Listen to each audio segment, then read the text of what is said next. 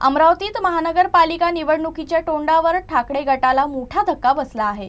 सलग 25 वर्ष नगरसेवक राहिलेले ठाकरे गटाचे ज्येष्ठ नेते प्रशांत वानखेडे यांनी युवा स्वाभिमान संघटनेत जाहीर प्रवेश केला।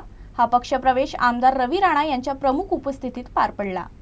प्रशांत वानखेडे हे अमरावती महानगरपालिकेच्या इतिहासातील सर्वाधिक काळ नगरसेवक राहिलेले ठाकरे गटाचे मोठे नेते मानले जातात।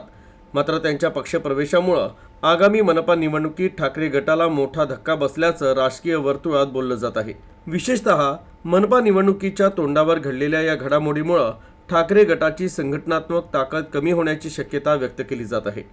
या पक्षप्रवेशावेळी आमदार रवी राणा यांनी ठाकरे गटावर जोरदार टीका करत अमरावती मनपाच्या निवडणुकीत ठाकरे गटाला सुरुंग लावण्याचं काम युवा स्वाभिमान संघटना करेल असा स्पष्ट इशारा दिला। युवा स्वाभिमान संघटना शहरातील सर्व प्रभागात ताकदीनं मैदानात उतरणार असल्याचंही त्यांनी नमूद केलं। पक्षप्रवेशानंतर प्रतिक्रिया देताना प्रशांत वानखेडे म्हणाले की ठाकरे गट आता पूर्णपणे नेतृत्वहीन झाला आहे।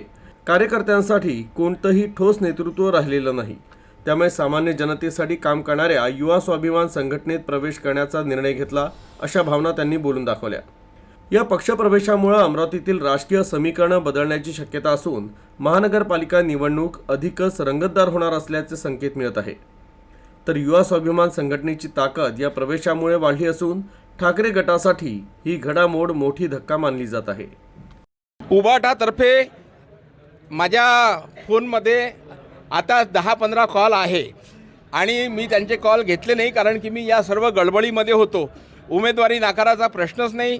उद्धव बाळासाहेब ठाकरेंकडे सध्या उमेदवारांची फार कमतरता आहे आणि त्याच्यामुळे नाकारायचा प्रश्नच येत नाही। आणि म्हणून त्या पक्षामध्ये काम करत असताना आता नेतृत्वहीन पक्ष झाल्यामुळे आणि इथे सक्षम नेतृत्व असल्यामुळे मी या ठिकाणी प्रवेश घेतलेला आहे।